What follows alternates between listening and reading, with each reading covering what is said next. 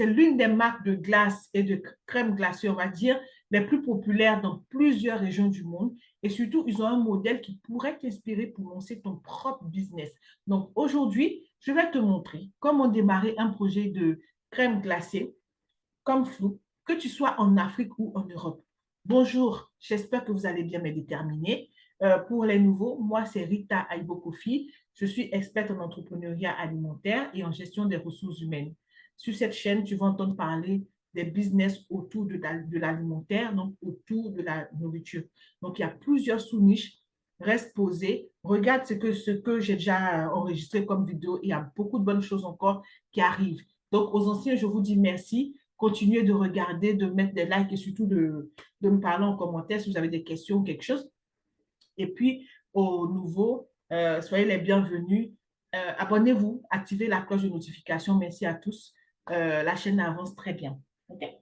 Donc, dans cette vidéo, tu découvriras pourquoi est-ce que la marque Floop, du coup, cartonne, qu'est-ce qui fait leur succès, comment créer un business similaire, même avec un budget maîtrisé, tu vois, avec un mini budget, en tout cas, comment le faire, quelles sont les étapes légales et même aussi les stratégies que tu peux appliquer, en tout cas pour vendre tes glaces, que ce soit en Europe ou en Afrique. Donc, reste bien jusqu'à la fin de la vidéo et je te donnerai une stratégie pour séduire les supermarchés, les commerces alimentaires. Il n'y a pas que les supermarchés dans la vie, mais je sais que vous aimez l'idée de satisfaire aux exigences des supermarchés et surtout de vendre vos produits dans les supermarchés. Ce n'est pas la première chose à faire, mais je sais que pour la plupart, c'est ce que vous imaginez de votre projet. Donc, voilà, je vais toujours inclure les supermarchés dedans pour que vous puissiez voir plus ou moins ce que ces personnes-là attendent de vous.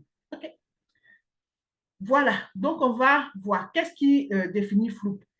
En fait, le truc, c'est qu'ils sont spécialisés dans les crèmes glacées emballées dans des sachets. Vous voyez les sachets qu'on peut couper avec les dents facilement. C'est des sachets vraiment souples, transparents, colorés. Donc, si vous avez des fournisseurs de packaging, d'emballage et tout en Chine ou ailleurs, vraiment visez quelque chose qui est souple.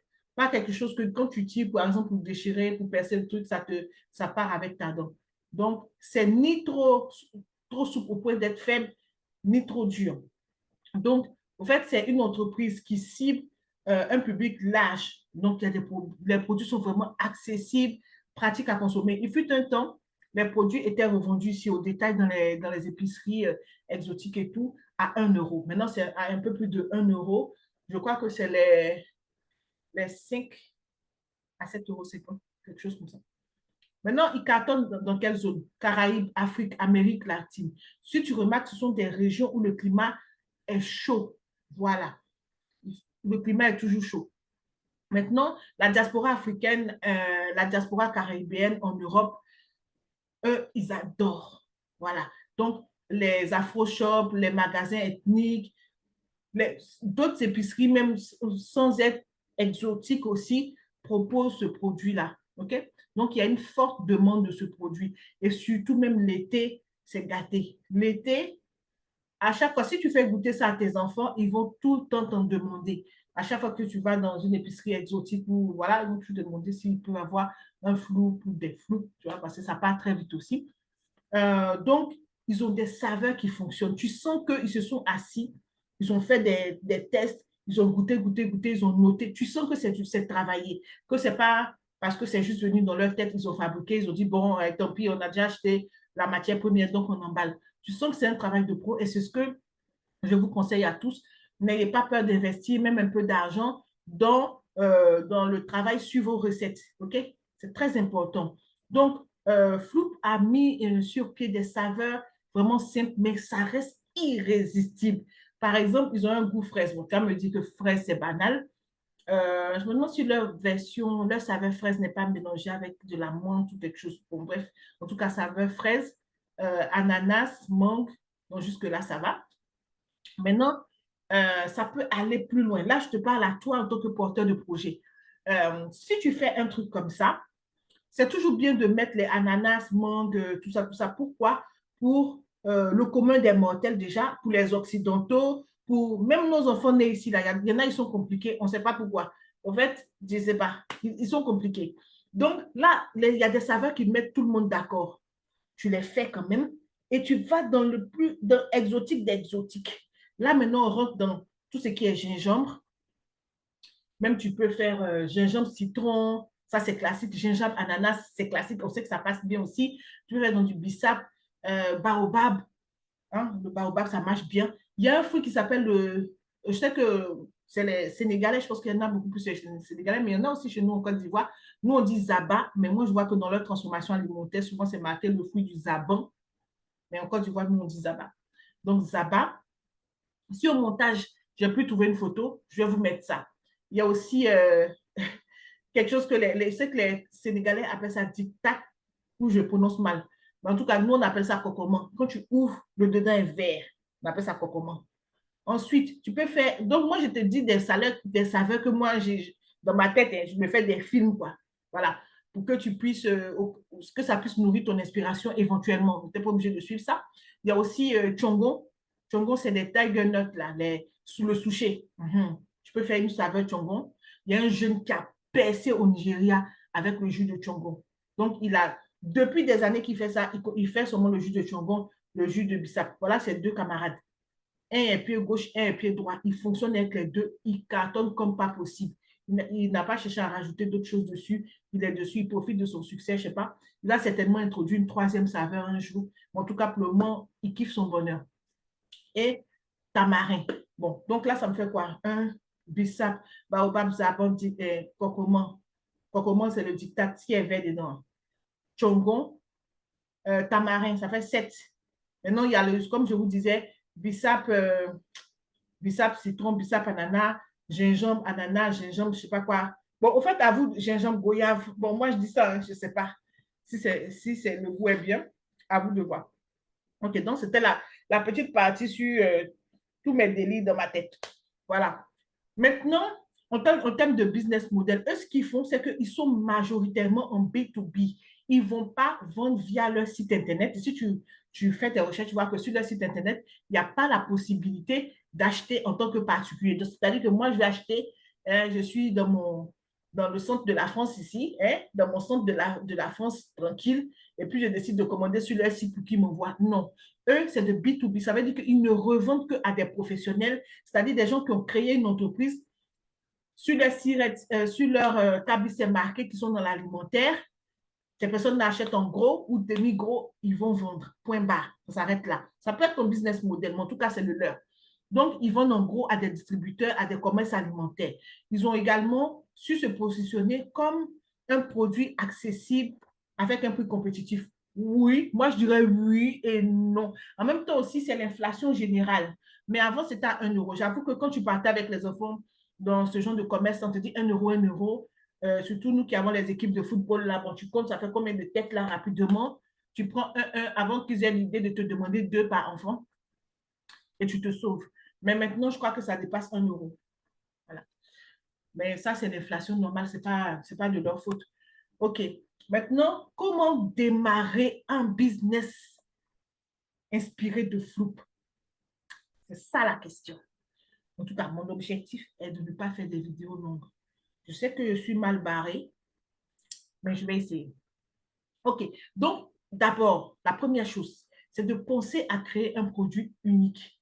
Parce que si tu as remarqué, ils ne sont pas allés traîner sur les plateformes des entreprises classiques qu'on peut trouver en France, c'est-à-dire, il y a quoi même? S'ils ont fait vanille, tu vois, mais ce n'est pas comme si vanille, c'était leur seul truc. Tu vois, ils sont partis vraiment dans l'innovation, quelque chose qui ressemble aux choses exotiques, puisque, voilà, ils savent qu'en temps normal, c'est-à-dire toute l'année, leur objectif, c'est de vendre à ces gens-là qui sont exotiques. Donc, il vaut mieux aller vers là-bas. Et puis, même ceux qui ne sont pas exotiques aussi, ils aiment souvent prendre des choses exotiques aussi. Donc, tant qu'à faire, c'est un bon pari. Et je remarque que dans qu'est-ce que je veux dire, dans leurs différentes gammes, c'est comme s'ils ont une partie qui est vraiment classique, qui met tout le monde d'accord, et puis d'autres choses qui sont exotiques. Donc, peut-être qu'ils peuvent ne pas convenir aux personnes compliquées ou aux personnes qui ne sont pas habituées, mais tu vois que ça peut convenir à plein de curieux, quelle que soit leur couleur de peau, et rappeler l'enfance aussi d'une certaine partie euh, de gens. OK. Donc, par exemple, en termes de saveurs, en Afrique, tu peux mettre en avant les saveurs locales comme le bissap, gingembre, corosol, goyave, comme on avait dit tout à l'heure. En Europe, bon, en Europe, moi, je te conseille d'avoir une gamme vraiment comme en Afrique, OK? Parce que je veux dire que, voilà, tu vas trouver des personnes comme ça aussi ici qui ont hâte de goûter à leur saveur d'enfance et tout en glace. Je te dis que l'Africain qui avait lancé sa marque de glace aux saveurs d'Afrique, là, tout le temps, son site était, euh, il fallait approvisionner, il fallait approvisionner. Moi-même, j'étais fatiguée d'attendre. J'ai oublié le nom. Voilà. Ça vous dit que nous aussi, on veut des choses qui nous rappellent aussi notre enfance, qui nous rappellent aussi voilà, des goûts qu'on connaît bien et on a envie de transmettre à nos enfants pour dire goûte. Parce que si tu leur donnes le zabon comme ça avec les boules, tu leur dis mange, ils vont dire ah, c'est comme ça, c'est comme ça. Est-ce que ça s'avale? Est-ce que ça rentre ici? Ils vont commencer avec les questions bizarres. Alors qu'avec ça, c'est rapide. Allez, hop, hop. Ils vont découvrir des choses quand même aussi de leur culture, en guillemets. OK? Donc, si tu es en Europe, pense à une gamme exotique quand même. Voilà. Et puis aussi, fais des saveurs tendances comme le bio, des choses comme ça. Les mélanges fruités, par exemple, fraise, basilic, citron, menthe, des choses comme ça passe bien aussi. OK? Donc, tu essaies de faire deux gammes. En plus, tu n'oublies pas les incontournables comme vanille épicée. Bon, vanille épicée, c'est moi qui viens d'inventer. Genre vanille, tu mets un peu de gingembre dedans. Pourquoi pas? En tout cas, vanille, chocolat, je pense que. Voilà. Maintenant, en ce qui concerne les formats, moi, je te conseille d'adopter des sachets souples et en plastique, comme on avait vu tout à l'heure dans la vidéo d'avant. Donc, si tu n'as pas vu ma vidéo de présentation de la marque Floop, va regarder. Voilà. Donc, des emballages souples en plastique, des emballages biodégradables. Aujourd'hui, beaucoup de personnes sont regardant sur la chose écologique. Donc, c'est très bien. Tu as pile poil aller dans la tendance. Et puis, la deuxième chose, c'est qu'il faut trouver un lieu de production. Soit tu le fais dans un laboratoire professionnel que tu loues. Donc, si tu débutes, tu loues un laboratoire certifié HACCP, ce n'est pas toi qui certifie, c'est que la personne qui met déjà en location, tu peux louer à l'heure, tu peux louer au mois, c'est comme tu veux. La personne va te donner les papiers qui prouvent qu'ils sont certifiés HACCP. Voilà. Donc, là-bas, tu vas produire dans un cadre légal. Et puis, parce que tout ce qui a du lait dedans, l'État ne rigole pas. Et je pense que tu peux aller dans n'importe quel pays bien organisé. Tout ce qui a du lait dedans, l'État ne rigole pas avec.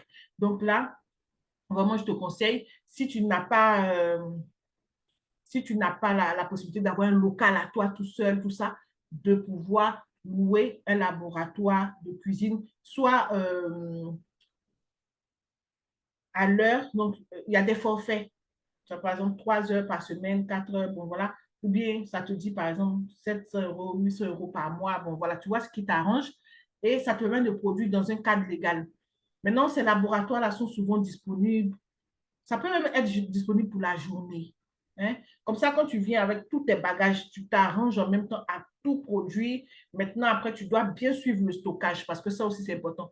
L'objectif, parce que je vois que la plupart des passionnés de nourriture se concentrent seulement sur la production. Le stockage, ça va. La vente, alors là, il n'y a plus personne.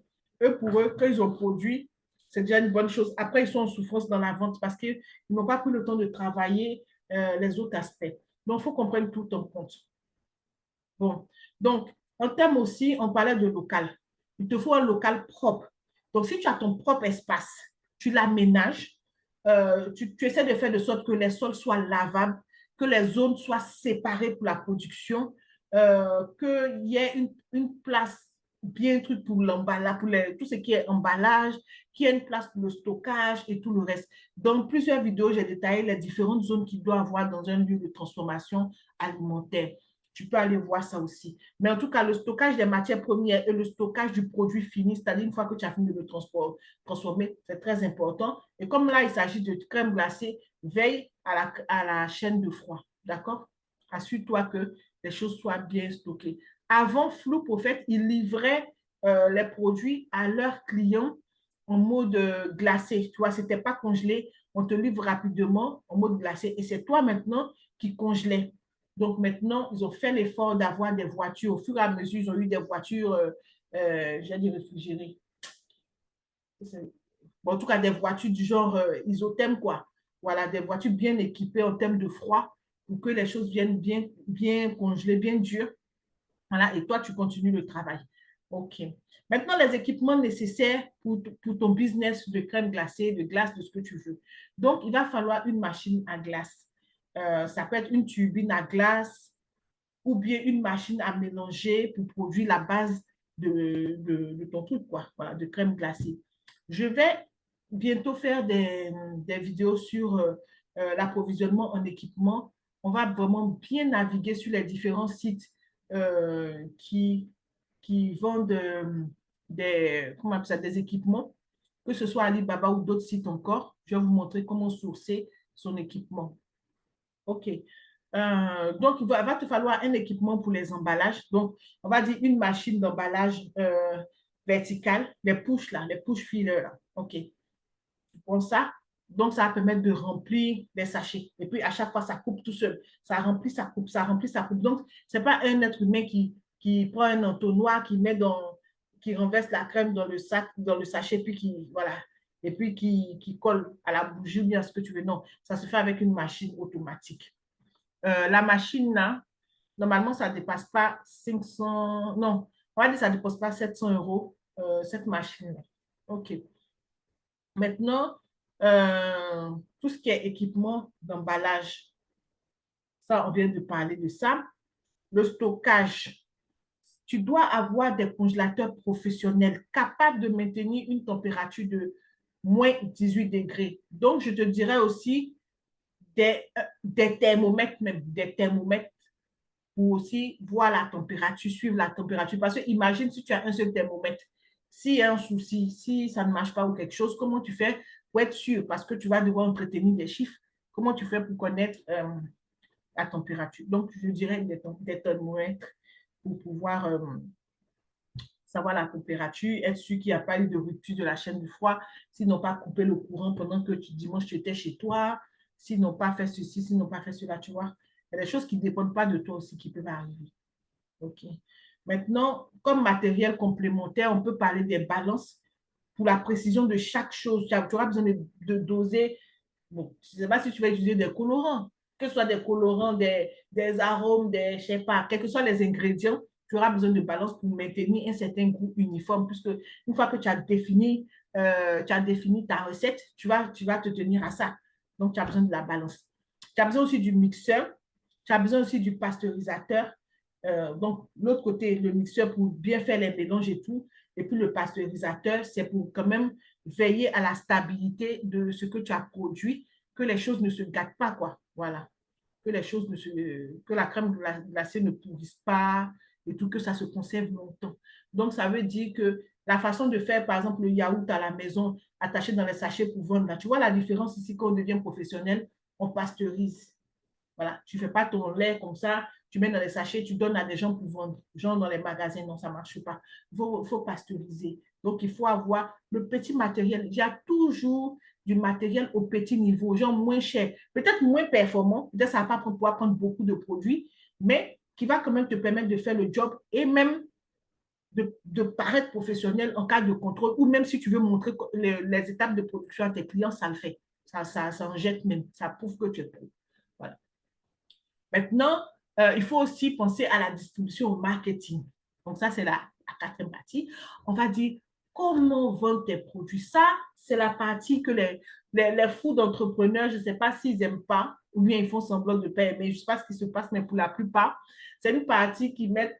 Bon, ils en parlent comme ça vite fait, mais tu sens qu'ils ne préparent jamais bien cette partie. Peut-être qu'ils se disent que dès qu'ils ont produit ce qu'ils ont à vendre, tout le monde va se jeter dessus. Je pense que ça, c'est ça qu'ils pensent en général. Ou bien que leurs amis vont acheter, je ne sais pas. Mais en tout cas, ça, c'est vraiment une partie à travailler. Il va te falloir séduire les commerces alimentaires. C'est comme ça que tu vas trouver ton salut premièrement. Donc, tu vas vraiment préparer un kit professionnel avec des échantillons, avec un catalogue produit, avec une fiche qui va expliquer tout le processus de fabrication.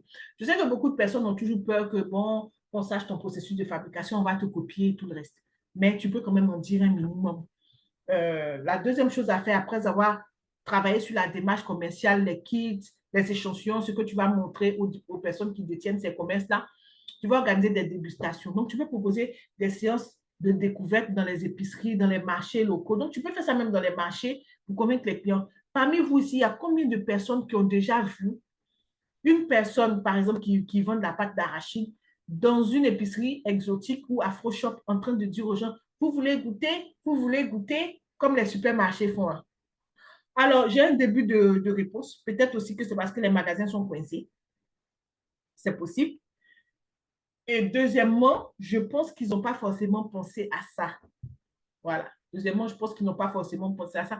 Mais je pense que si vous voulez faire ce genre de choses-là, un bon samedi matin, les gens viennent faire leur course à fond dans les épiceries exotiques. Vous allez pouvoir les aider à découvrir votre produit, je pense. Samedi matin, c'est le bon compromis. Dimanche, non. Samedi matin. Les autres jours de la semaine, pourquoi pas, mais avant 11 heures, il n'y a pas tellement d'engouement. Voilà. Donc, après aussi, à 11 heures, on va dire, les gens sont au travail. Voilà, les gens sont au travail. Donc, voilà. On suit toujours le rythme de ceux qui sont au travail. On suppose qu'ils ont plus d'argent.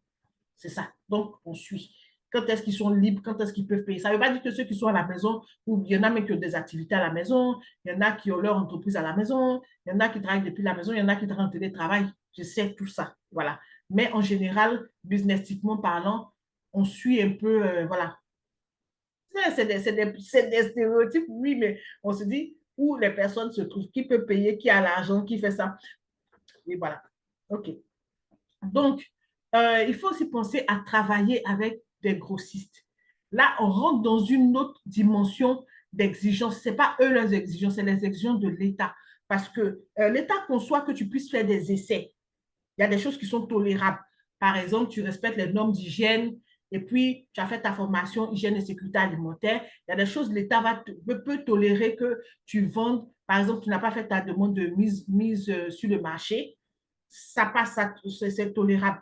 Mais du moment où tu as un intermédiaire au milieu, c'est-à-dire un restaurant, un magasin, un grand magasin surtout, un supermarché, un restaurant, des gens qui vendent beaucoup, beaucoup de nourriture aux gens, et ben là, c'est problématique. Parce que s'il y a un souci, on ne saura pas de toi, ta nourriture que tu as vendu, ton produit alimentaire que tu as mis là-bas en sous, en sous-traitance, hein, en dépôt-vente ou peu importe le système que tu as choisi. Est-ce que la personne vend vraiment? Qu'est-ce qui a été problématique? Tu vois que voilà, c'est toi-même aussi pour te protéger, cherche à tout bien faire les choses, ok? Mais si tu n'as pas tous les agréments, tu respectes au moins les normes d'hygiène et de sécurité alimentaire, tu essaies d'avoir un local propre comme ça, en cas d'inspection, tu es tranquille. Parce que imagine si le restaurant à qui tu déposes en dépôt vente, ils ne te connaissent pas, ils ne savent pas si ça va se vendre, donc tu leur dis, bon, je dépose par exemple une quantité qui équivaut à 100 euros de produits. En fait, tu donnes un stock que tu peux supporter si jamais la personne ne te donne pas ton argent. Hein? Tu peux dire 50 euros, tu peux même dire 30 euros, peu importe. Hein? 30 euros de produits ou 50 euros de produits. Donc, la personne va dire, bon, par exemple, bon, toi, tu sais que ton prix que tu veux tirer de cette histoire en tant que grossiste, c'est 1 euro tout rond. Tu as calculé la TVA, tu as calculé tout, le local, tout, tu as tout calculé. Donc, avec 1 euro, peut-être tu as ton sorti avec un bénéfice, je ne sais pas moi, de 40 centimes. Je dis ça comme ça, je n'ai pas fait de calcul. Tu as fait un bénéfice de 40 centimes. Donc, lui, il sait que lui va vendre à 2 euros. Donc, lui, il s'en fout au fait. Donc, il a beaucoup plus de choses à gagner. Donc, ça l'encourage à tester ton produit. Hein? Donc, on suppose même que si lui, il vend à 2 euros, donc toi, tu dis 1,10 €. Voilà, toi, tu dis 1,10 €. Imaginons que tu as 40 centimes de. Mais 40 centimes, si tu as, je ne sais pas moi, je ne sais pas si tu vas avoir la niaque pour avoir autant de distributeurs. Mais si tu arrives à avoir. Attends, je ne suis pas très fort en calculateur. Je prends mon portable. Calculatrice. Calculatrice, tu es où, tu es où, tu es où? Attends. Donc, on a dit 40 centimes. 40 centimes. Et puis, on cherche à. On a dit qu'en termes d'unité, on est autour de 100. On suppose que tu laisses 100 aux personnes. Donc, ça fait. OK. Donc, ça fait 40 euros.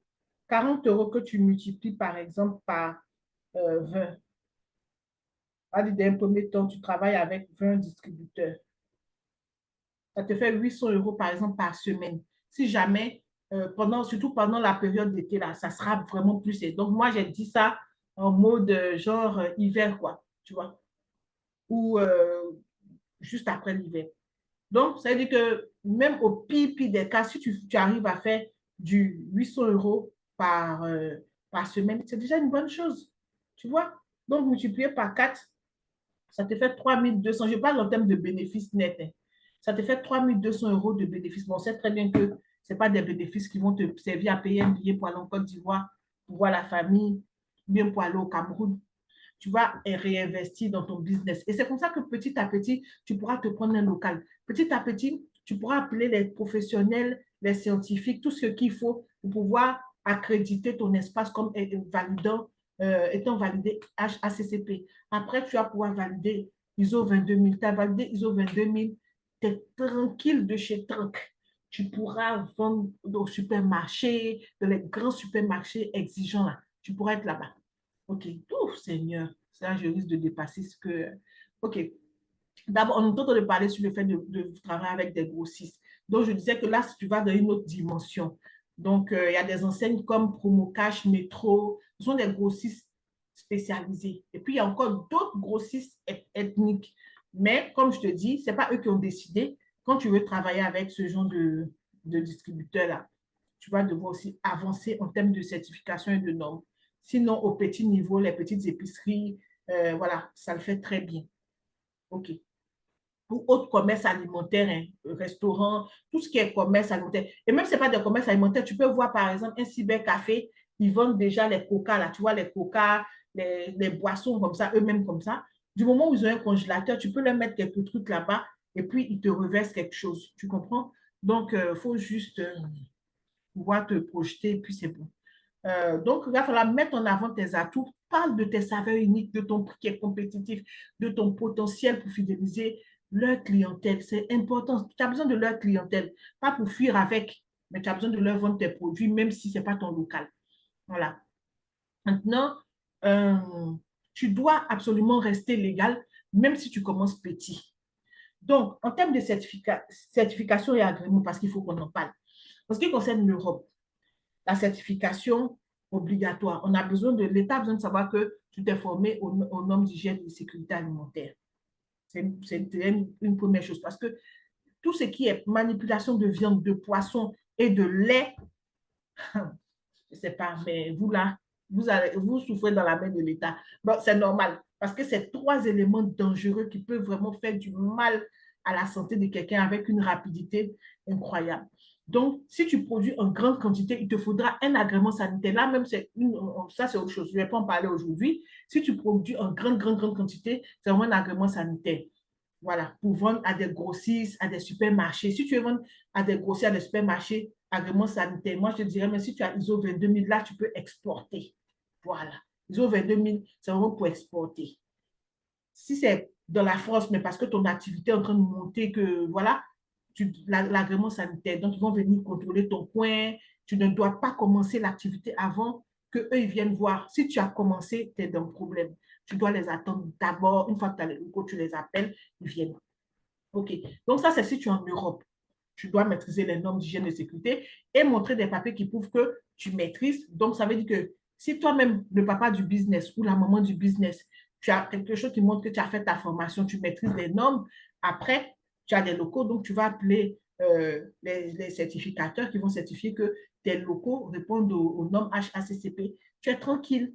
À partir de là, tu peux faire ce que tu veux. Maintenant, si tu veux exporter, ISO 22000. Si tu veux pouvoir vendre aux grands supermarchés, genre Auchan, Carrefour, je n'ai pas dit Carrefour Market, hein, Carrefour, ce genre de choses-là. Là, maintenant, tu as besoin d'avoir l'agrément sanitaire.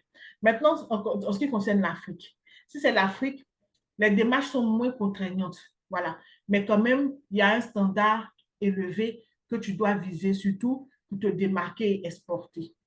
OK? Et même en ce qui concerne l'Afrique, il y a quand même des choses qui sont en train d'être faites. Je veux dire que les choses peuvent être moins faciles au moment où tu vas te lancer. Parce qu'il y a un règlement en ce qui concerne l'Afrique de l'Ouest, par exemple, pour exporter, non, pour importer. Donc, tu veux ton truc que tu as fabriqué en France, tu veux envoyer ça dans l'Afrique de l'Ouest, par exemple, il y a un certain nombre de règles, je vous dirai ça. Mais c'est vrai que comme nous, en Europe, on est tellement habitués aux règlements, aux normes, au respect de ceci, de cela, ça fait que pour nous, c'est baigné aux crevettes, quoi. On ne voit même plus que c'est compliqué. Voilà. Peut-être pour quelqu'un qui vit en Afrique, va trouver que c'est compliqué, mais nous, déjà, on est malaxé dans ça tous les jours. Donc, on ne peut pas trouver ça compliqué.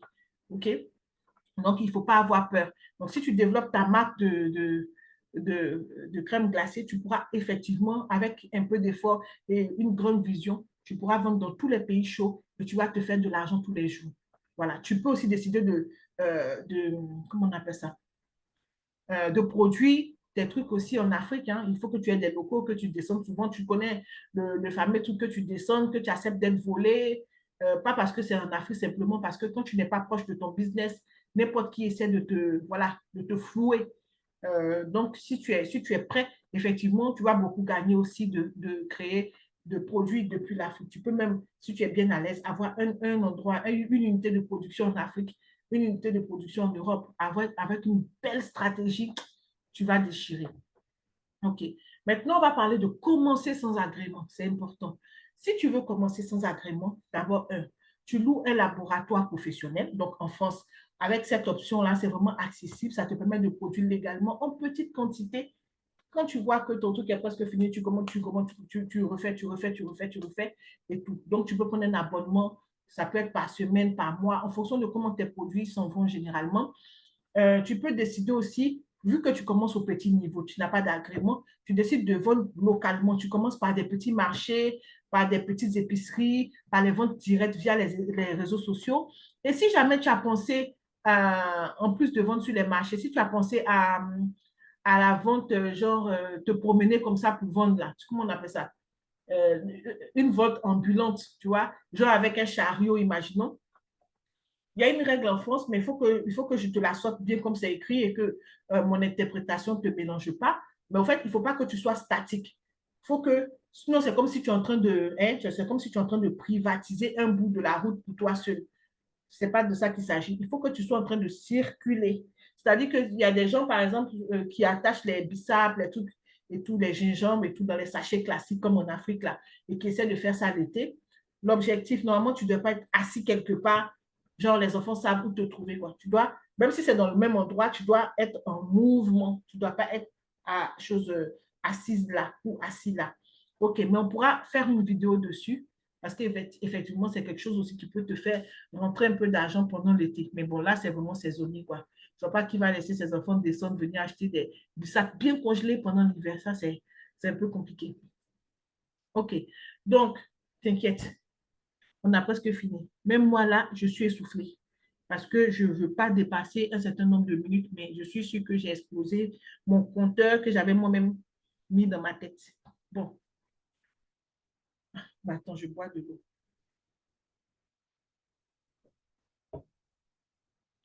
Bon, donc, pour presque finir, il va falloir penser à un modèle pour croître rapidement.